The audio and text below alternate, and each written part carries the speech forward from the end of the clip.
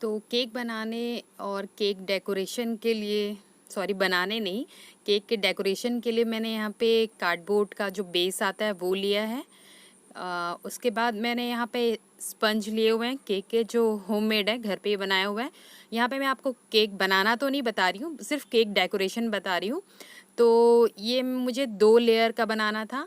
तो एक तो मैंने सर्कल किया और मेरे पास छोटे शेप का टिन नहीं था, तो मैंने ऐसे स्क्वायर में बनाया है। अब मुझे उसे सर्कल में कट करना है ताकि ये 2 लेयर दिखे। सो सबसे पहले मैं ये साइड में रखती हूँ और मैं ये कट कर लेती हूँ थोड़े सर्कल शेप में, क्योंकि मुझे दोनों सर्कल शेप में ही चाहिए। सो पहले मैं आपको कट करके दिखाती हूँ इसे कैसे करना है। सिंपली आप एक जो राउंड का शेप होता है ना, आपको वो देना है। तो आप पहले कॉर्नर्स कट कर लीजिए, फिर साइड साइड से थोड़ा उसे और अच्छे से फिनिश के साथ काट लीजिए। तो आपका ये सर्कल रेडी हो जाएगा। अगर आपके पास ऐसे टिन नहीं हो छोटे सर्कल के, तो आप ऐसे स्क्वायर के बना के उसे बहुत ईजिली कट कर सकते हैं। तो ऐसे फिर मेरे दोनों लेयर रेडी हो जाएंगे सर्कल में। अब इसके बाद मुझे इस पे क्रीम के लेयर्स लगाने हैं। तो ये जैसे आप देख सकते हैं मैंने यहाँ पे कट कर लिया है। अगर आपको और अच्छे से फिनिशिंग चाहिए तो आप और इवन कट कर लीजिए। तो थोड़े थोड़े से साइड को भी मैं यहाँ पे कट कर लेती हूँ। जैसे ये आप देख सकते हैं, थोड़ा थोड़ा सा, बहुत ज़्यादा एकदम ही मुझे राउंड शेप में नहीं करना, बस हल्का सा एक सर्कल सा बस दिखे। और जब भी आप ऐसे केक के ऊपर जब भी क्रीम लगाना हो, तो ऊपर का जो पोर्शन होता है उसे इवन करने के लिए आप ऊपर से केक को थोड़ा कट कर लीजिए, क्योंकि मोस्टली ऊपर का जो पोर्शन होता है ना, उठा हुआ होता है। तो आप चाकू की मदद से उसे इवन शेप में कर लीजिए। अब यहाँ पे मैंने थोड़ा सा क्रीम लगाया है बेस में। उसके बाद मैंने यहाँ पे एक स्पंज रखा है। अब यहाँ पे मैंने चॉकलेट सिरप जो घर पे बनाया था वो यूज़ किया है। आप चाहे तो हर्षी का जो सिरप आता है वो ले सकते हैं, या कोई आपको जिस फ्लेवर में भी केक बनाना है आप वो फ्लेवर ले सकते हैं। पाइनएप्पल के टुकड़े टुकड़े करके उसे बॉईल कर लीजिए, उसमें शक्कर डाल लीजिए, उसका सिरप बना सकते हैं। रोज़ सिरप ले सकते हैं। जिस भी फ्लेवर में आपको केक चाहिए आपको वो फ्लेवर यहाँ पे डालना होगा, क्योंकि जब हमें ना आइसिंग करके केक को फ्रिज में रखते हैं ना, तो वो थोड़ा सा हार्ड हो जाता है। इसलिए थोड़ा स्पंज को हमें सॉफ्ट करने के लिए ये करना बहुत ज़रूरी है। सो मैंने यहाँ पे चॉकलेट सिरप लगा दिया है। उसके बाद हमें यहाँ पे एक लेयरिंग क्रीम की करनी है। सो ये भी मैंने क्रीम फेंट के रखा हुआ है। तो ये मैं बाकी चीज़ों की रेसिपी अभी यहाँ पे नहीं बता रही हूँ, मुझे जस्ट एक DIY शेयर करना था। तो मैंने सोचा कि चलो केक भी मैं कैसे डेकोरेट कर रही हूँ वो बता देती हूँ। मैं भी बिगनर हूँ, जस्ट मैं भी सीख रही हूँ। सो मैं बहुत ज़्यादा एक्सपर्ट नहीं हूँ जो मैं आपको बहुत सारे टिप्स दे सकूँ। हाँ, लेकिन जो मैं करती हूँ, मुझसे जो गलतियाँ होती है, मैंने अपनी गलतियों से जो सीखा है वो मैं ज़रूर शेयर कर सकती हूँ। तो यहाँ पे मैंने क्रीम का एक लेयर लगा दिया है। फिनिशिंग बहुत ज़्यादा अभी मेरे हाथों में नहीं है, तो प्लीज़ उसको माइंड मत करिएगा, मैं भी सीख रही हूँ। सो यहाँ पे मैंने एक लेयर क्रीम की लगा दी है, ये भी होममेड क्रीम है। और उसके बाद दूसरा जो स्पंज था वो मुझे अब इसके ऊपर रखना है।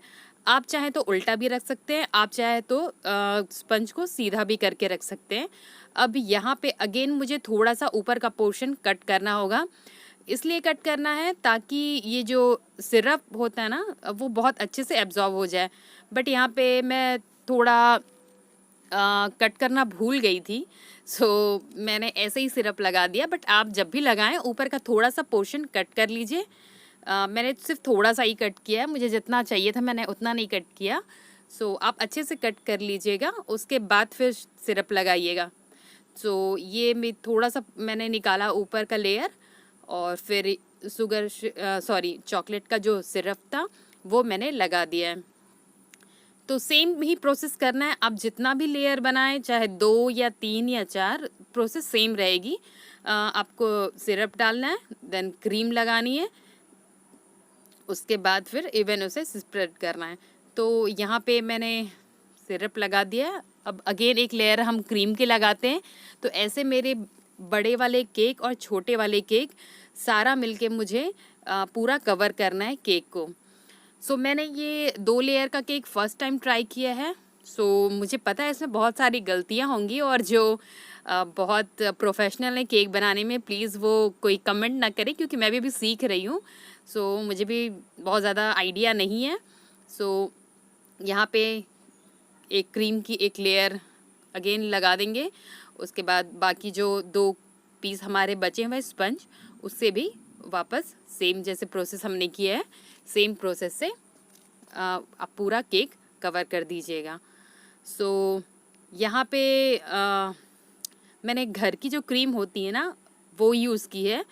सो मैं कभी अगर जब मैं अच्छे से सीख जाऊँ तो मैं इन सब की भी वीडियोस कोशिश करूँगी बनाने की, बट फ़िलहाल तो मैं अभी इन पे वीडियो नहीं बनाना चाहती। जस्ट मुझे DIY शेयर करना था, इसलिए मैं बना रही हूँ। अब यहाँ पे मैंने जो छोटा पीस कट किया था वो लगा दूँगी। उसके बाद उसके ऊपर सिर्फ फिर सेम क्रीम।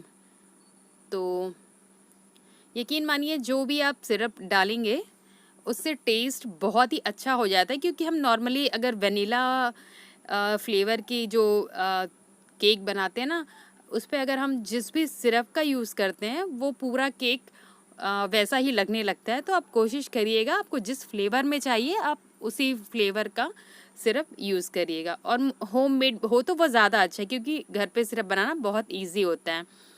तो अब आप ये देख सकते हैं मैंने इस पे भी लेयरिंग शुरू कर दी है। मैंने चॉकलेट सिरप का यूज़ किया था, इसलिए वो अभी थोड़ा थोड़ा चॉकलेटी आई मीन ब्राउन कलर में लग रहा है। बट जब पूरा एक लेयर हो जाएगा फिर मुझे एक कोटिंग क्रीम की दोबारा करनी पड़ेगी, तो तब वो पूरा अच्छे से ढक पाएगा।